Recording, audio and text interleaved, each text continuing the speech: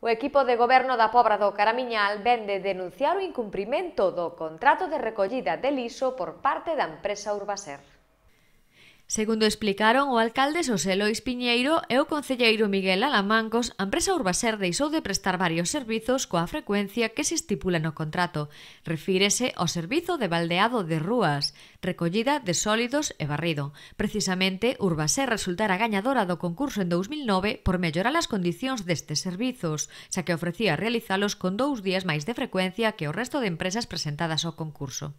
Concurso onde se presentaron 5 empresas en concreto e onde a adxudicación para a empresa Urbaser pois, foi fundamental as melloras que propuxeron no propio contrato, non? Melloras que eran desde o incremento da frecuencia de recollida, de tanto da fracción resto como a da fracción envases, e despois tamén moi importante unha proposta que facían de baldeo das rúas, das calles do Concello e de limpeza mecánica, de barrido mecánico. As dúas cousas con unha frecuencia, creo que cada 3,5 días, se non recordo mal, e que detectamos que realmente non se está cumprindo. Ao parecer, Urbaser conta cun acordo con data do 2013, asinado polo alcalde tenente de alcalde da época, que non foi aprobado en pleno. Para nos Pobra este acordo non dispón de validez legal e así o recoñece o secretario municipal. Consideran que o acordo realizou en aras a unha débeda que o Concello mantiña naquel momento coa empresa, 38.000 euros do punto limpo e 200.000 euros da recollida. Existía unha débeda naqueles anos de 38.000 euros con unha empresa que era que levaba o punto limpo nese momento, vale? Que se chamaba, pois a empresa chamase Limpiezas Secope.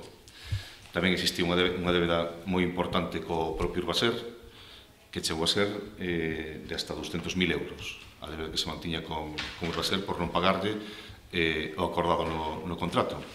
Por lo tanto, era unha situación un pouco de forza da empresa con respecto ao Concello, que nos sospeitamos que pudo ter algo que ver e que motivou o acordo que nos consideramos que é moi desventaxoso para o Concello, que non foi aprobado en pleno, comprobar que non aparecen identificadas as persoas que asinan, non está supervisado por o secretario nin a intervención municipal, non hai informe de ningún tipo, é dicir, eran descoñecedores deste acordo, cousa que nos parece gravísimo.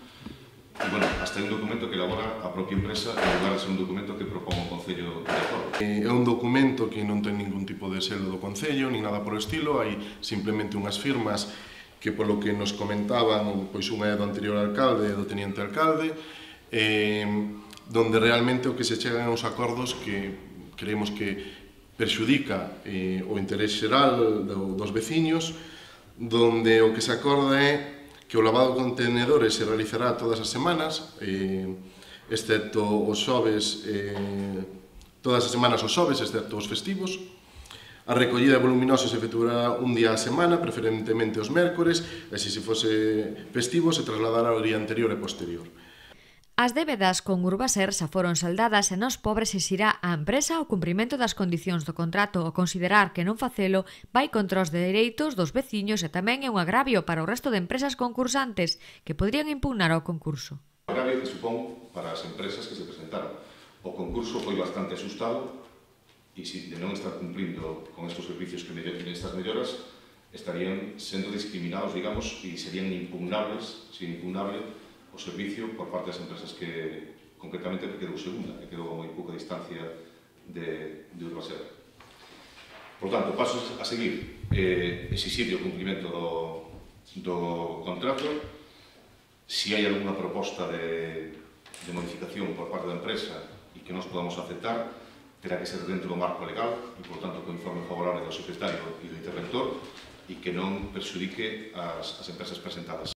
Nos Pobra xa mantivo 2 reunións cos directivos da empresa, exixíndolles que cumpran o contrato. Están dispostos a estudar as propostas que lle ofrezan, cun estudo económico e o visto bo da intervención e secretaría.